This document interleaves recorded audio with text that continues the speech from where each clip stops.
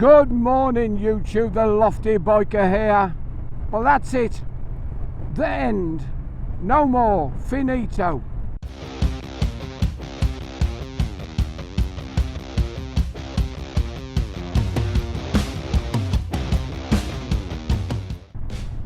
Sounds sad, doesn't it? What can I say? 2024 ain't been a bad year, quite enjoyed it. But welcome to 2025. So where are we? We're on January the 2nd, 25. It's 12:39. I've come out to do a little chat to you. Have a bit of a talk about how things have gone in 2024. It's quite pleasant. I'd have gone out yesterday, New Year's Day, but it was horrendous. It rained all day long. Never stopped. From early morning till about 8 o'clock last night, when it was dark, of course. It rained and rained and rained, and it was windy. Anyway, we're frost free in Cornwall and it's a lovely day. So let's have a chat. How did it start? Well, you know, I went to the bike show in 23 to have a look at the bikes I was going to ride. It's not been the most eventful year new metal wise, but it's been good. There's been a few things gone on, and I've had a couple of holidays. I'll do about the holidays in a bit. So where shall we start? Alphabetical now. We'll leave BMW till last because that'll lead me into the next bit. So Suzuki lost away a little bit, then all of a sudden this year they produced the 800cc parallel twin. I've got to say, one of the nicest engines I've come across this year. Absolutely fabulous. Whether it's in either of the V-Stroms, whether it's in the S or the R or whatever you want to call them, or the RS, the engine is sublime, wonderful. Well done Suzuki, I'm quite impressed. Sorry I can't say the same about the coming up year, but that's another thing. So Honda bought us not a lot this year, but they did bring us the Hornet 750. Now some people prefer the Hornet, some people prefer the GSX 800S. Now personally, I like the extra torque and grunt of the Suzuki, but the Hornet is a real hooligan, an absolute hoot, a ball of a bike to ride. We were promised the 1000cc Hornet and didn't get it. We got a few upgrades, shall we call them Euro 5 plus upgrades, but there weren't a lot at all in the Honda camp. Kawasaki bought us the hybrid. The one good thing about Kawasaki is they are exciting bikes to ride. So while we're talking about these three bikes, I'd like to thank Damrulls of Indian Queens, Mark and Simon, for lending me Suzuki's, Hondas, and one I will talk about more in a moment, the Royal Enfield. And we've had Cornwall Kawasaki. They've been as good as gold. Now Mark down at Cornwall Kawasaki, he even let me have his own personal Rocket 3R to take out and ride. Oh, look at this low flying old aeroplane, a turboprop. How gorgeous is that? I hope you get a good picture. It's been flying around for a while. Looks fabulous, doesn't it? Yeah, he let me take out his own personal bike. His brand new 600 miler. Fantastic, absolutely fantastic. They're good people in Cornwall, I tell you. So let's just go back to Royal Enfield now. Now, I think Royal Enfield gave us the best year. So where do we start? They revamped the shotgun. The 650 Interceptor, and stuck it in the shotgun. Fabulous, loved it. Wasn't a bike I thought I would get on with, but I absolutely loved it.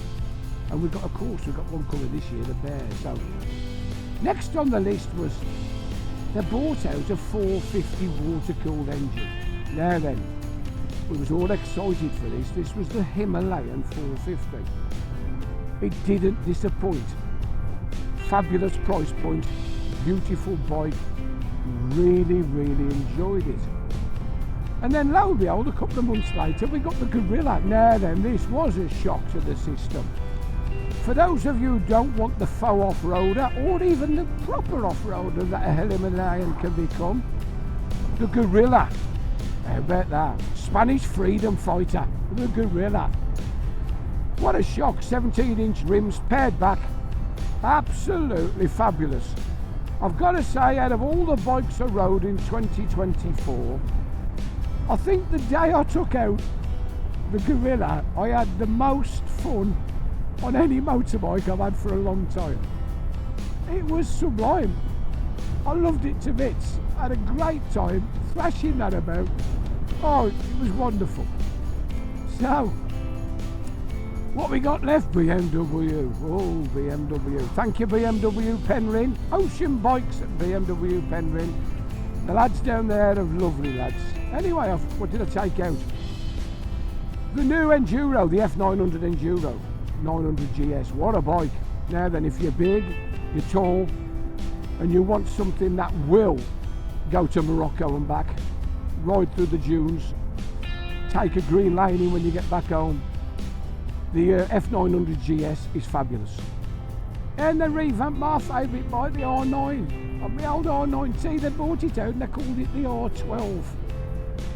Okay, they did address some of the failings of the R9, but for me, they lost the beauty. They lost the prettiness. I don't know. And then they brought out the R12. Now I've got to say, if you're short in the leg and you want a sort of a cruiser style bike, the R12's okay. Personally, my own personal opinion, I think it's a bit of a dog. It's not very pretty at all. That's my own personal opinion. So what was next at BMW? They did surprise us, didn't they? You know? What with all these bikes, KTMs and MV Agustas, all talking about automatics, and Yamaha bought the automatic out. BMW had released very early in the year the GS, the R13. I've got to say, I think it's a fabulous bike. It rides wonderful. Engine's a bit noisy, but it rides wonderful. Then all of a sudden, they bought this shock out, an automatic. Now it's not a DCT, it's not really an automatic. They've utilised the ECU and the quick shifter, and they've given it the ability not to stall, so you can ride it in what they call auto mode, where it'll change the gears itself, similar to a DCT in drive mode. Or you can override with the foot pedal, the gear shift. The gear shift is absolutely sublime. It's probably the best boxer engine bike with a quick shifter I've ever ridden. It is so smooth, it is amazing and absolutely sublime. Then what did they do? They got and bought out this GSA. Now everybody's seen the photos. Oh dear, oh dear, oh dear. Did it look like a pig? I even made a video. Is it a pig? But I've got to say, when I saw it in the flesh, the one colour I disliked the most, the red, I actually quite liked the most when I saw it in the flesh. How ridiculous is that? I took that for a ride as well. Unfortunately, it wasn't the ASA, the automatic, it was the manual, but I've got to say, the GSA, the 2025 GSA, is a fantastic motorcycle.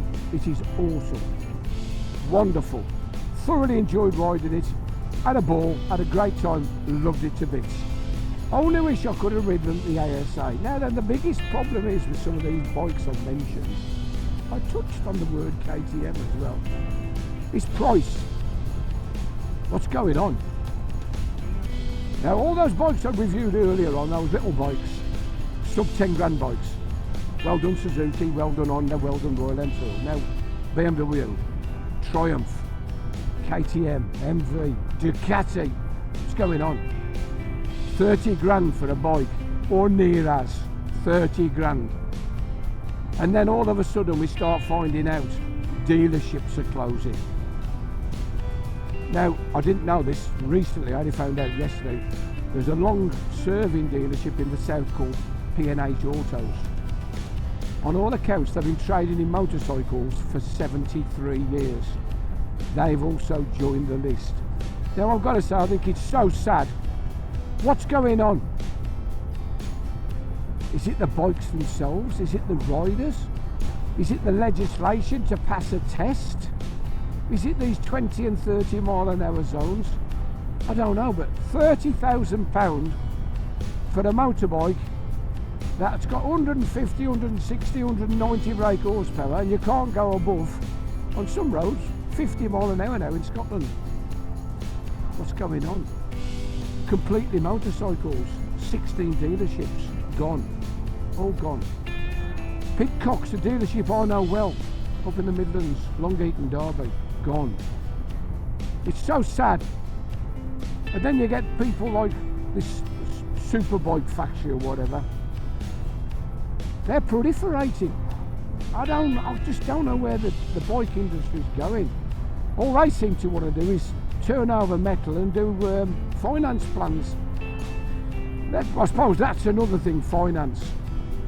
When you had to buy a bike for 12 grand and borrow about 8 grand at 6, 7, 8%, and your monthly repayments was 350 quid, it did sort of put a hold on the prices of bikes. But all of a sudden, PCP put a grand down, pay 150 quid a month, you can have anything you want. Pay 250 quid a month, you can have a 30 grand motorbike.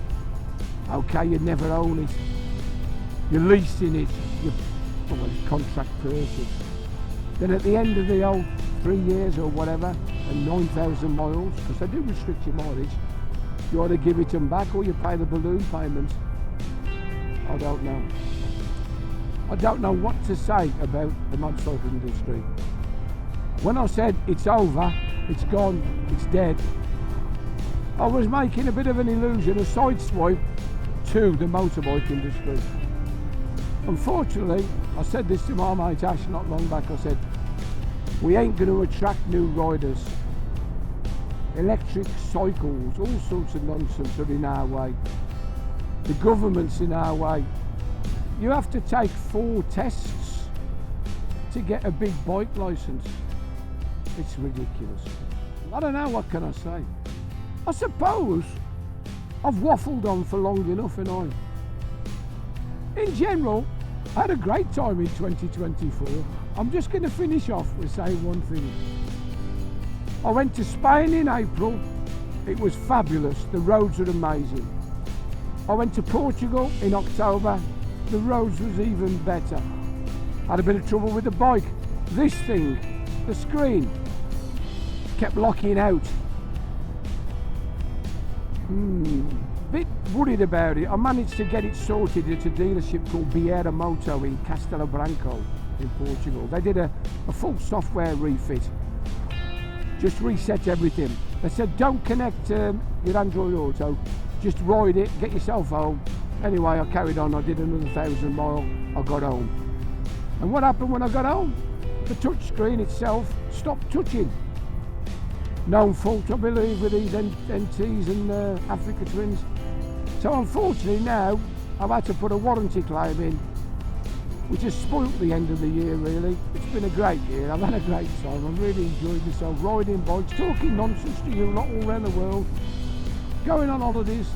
Anyway, so I'll give you an update on the screen when it arrives, and we can get it fitted to the bike, and we'll see if everything works okay. At the moment, as you can see, the Android Auto is working perfect again.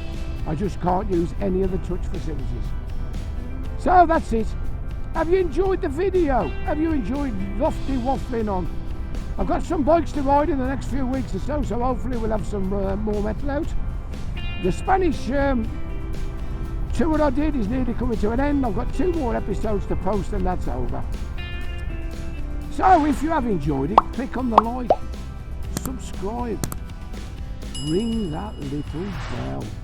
I'm only too pleased to answer questions, talk about what I've ridden, what I'm going to ride, holidays, you name it, touring. Anyway, I'm going to wrap it up. This is the Lofty Biker riding to a sunny Port Leven on the 2nd of January saying, ta-ra for now. Ta-ra.